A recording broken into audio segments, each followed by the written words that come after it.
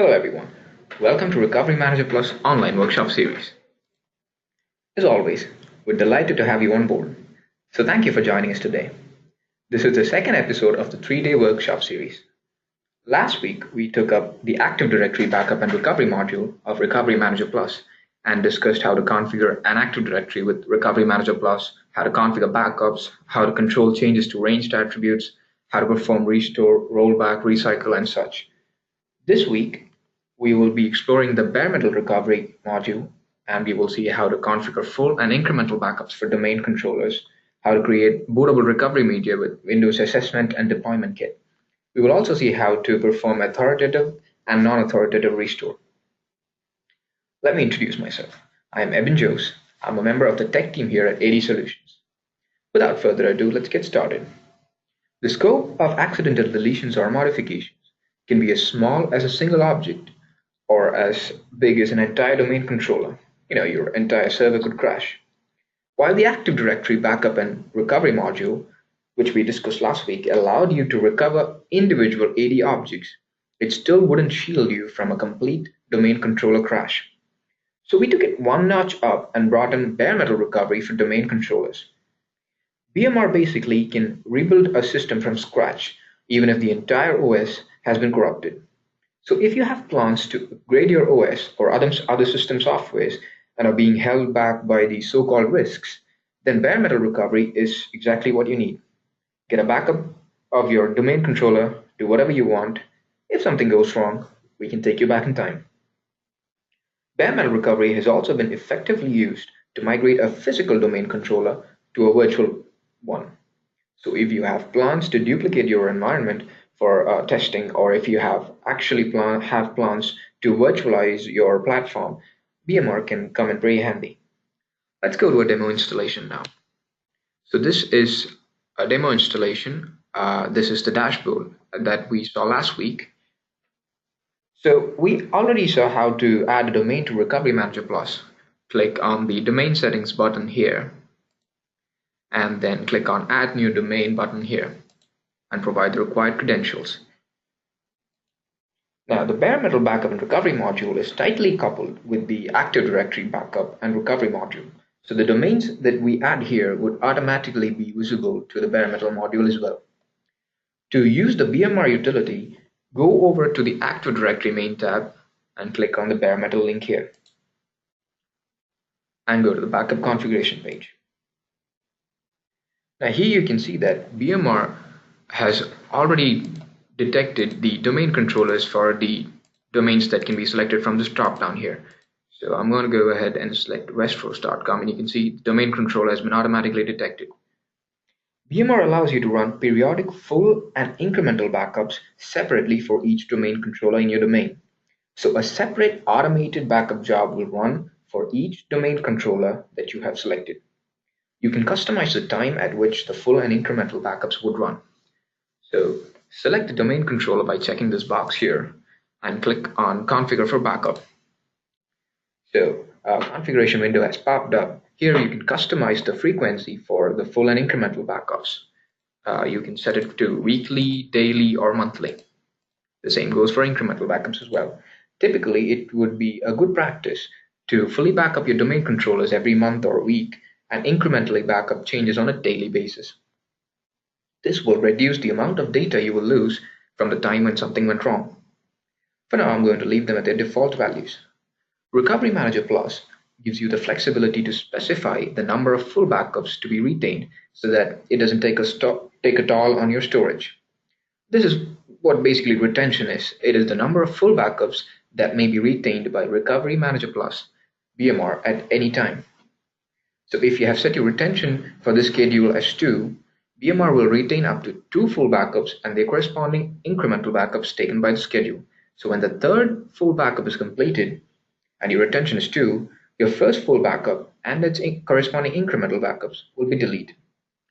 Now on clicking Configure here, BMR deploys in the selected domain controller an agent and starts a service called the bare metal recovery service.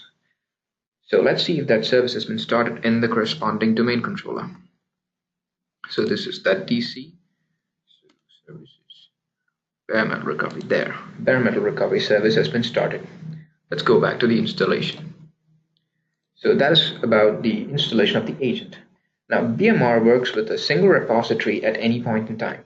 So before you start your backups, you might like to change the backup repository. For that, click on the backup storage button here and provide the required credentials to your share path where your backups will be stored. I'm going to switch over to capital.com here. So you can see that there are a number of controls here. Let's go ahead and explore them. The edit button here allows you to modify the frequency at which backups run for each domain controller. You can also set the retention here. The enable disable button here allows you to choose whether or not the schedule will be automatically triggered. If you disable the schedule, it won't be automatically triggered as per the frequency. The Backup Now button here allows you to quickly run a full backup for this domain controller regardless of the frequency that has been scheduled. You can see the domain controller name, the status of whether the backup has been configured or not, the next time, the scheduled time for the next backup job. You can see the last scheduled status, and there's a small button here that shows you a history of all the operations that have been performed in this schedule for this domain controller. You can see I've run an incremental backup here, a full backup here, and then another couple of incremental backups and a full backup, and so on. For a more elaborate report of all the operations that have been performed here, go to Backup Summary page by clicking on the Backup Summary tab here. So you can see that this is our backup storage, and it has backups from a single domain. For a single domain controller, we have 2 full backups and 3 incremental backups. Clicking on this link here, you can get a graphical view of the things.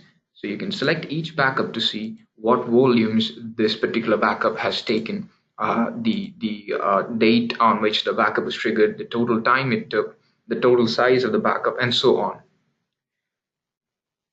Now, that is about the backup summary. Now, let's check out the Restore tab by clicking on this link here. Now, in BMR, we have assumed that the worst has happened. Your domain controller is no more. You don't even have an operating system to boot up your DC. Now, that's not going to be a problem because we are going to create a bootable recovery media. This recovery media will act as a minimal boot device that will allow you to load up your backups from the repository and then proceed with the restore. So even if you have no operating system, we can still handle it. So in order to create the recovery media, you need to have the Windows Assessment and Deployment Kit, which you can get from this link here. Now, I have already downloaded my Windows Assessment and Deployment Kit, so I'm going to specify my path here.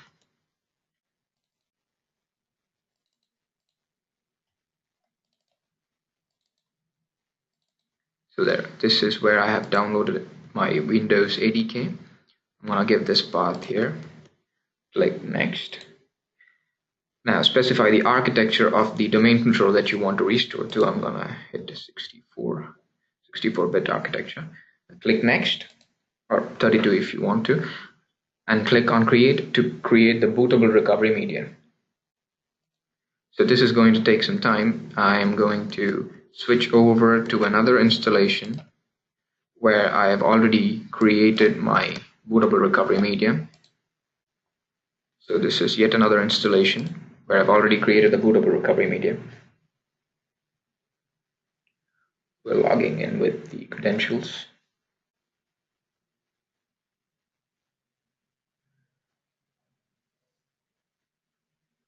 Now the ISO creation, like the bootable recovery media creation, is a one-time operation. So if you have created the recovery media at least once, you can use it any number of times for any domain controller. The only restriction would be the processor architecture, whether it's 32-bit or 64-bit. So, okay, now our demo installations come online. Let's go to the Backup tab, Restore tab.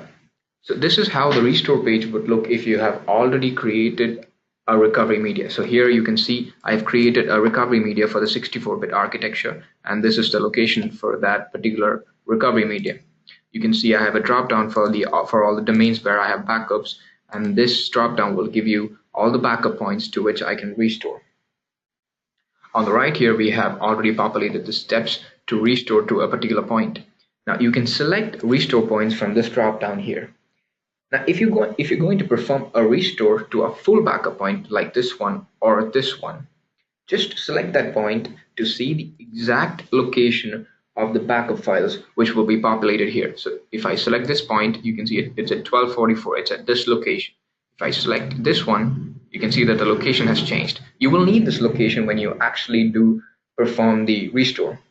Now, this is going to be a little different for the incremental backup points. For incremental backup points, you will need to create a merge of the incrementals. So if you're going to restore to this particular incremental backup point, so you can see this is the full backup for that particular incremental backup, and there are 3 incremental backups altogether. So we are going to restore to this point, let's say. So what we need to do is we need to first restore to this full backup point, and then we need to supply the location where all of these incremental backups have been merged into. So if you're going to restore to this point, we need a merge between this and the first incremental backup point.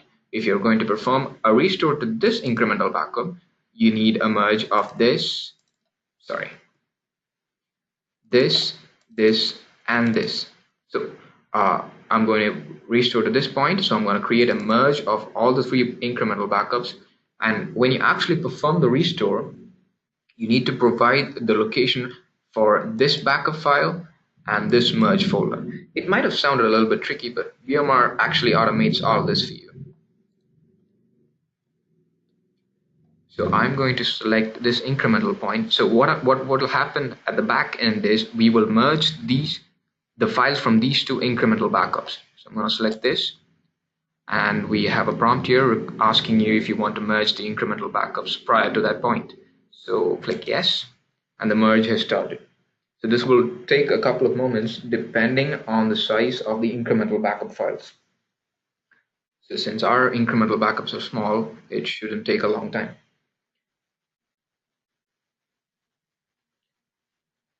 There, the merge has been completed. You have the location of the merge as well as the location for the backup files from the full backup here. So once we have these locations in hand, let's go to our crashed DC and try to restore it. So this capital DC is the one that has been crashed, and I'm trying to restore it. So what I would do is I will use my bootable recovery media and boot up this domain controller with that recovery media. So there is no operating system. I am booting from my recovery media. So since we have no operating system, we will directly come to this pre-boot environment where we have this restore wizard from bare metal recovery. So the restore wizard is come. Click next. So this is where you supply the location for your full backup. So we've already seen the location for that full backup. So I'm going to give in that location here, and I'm going to give the credentials to that share path.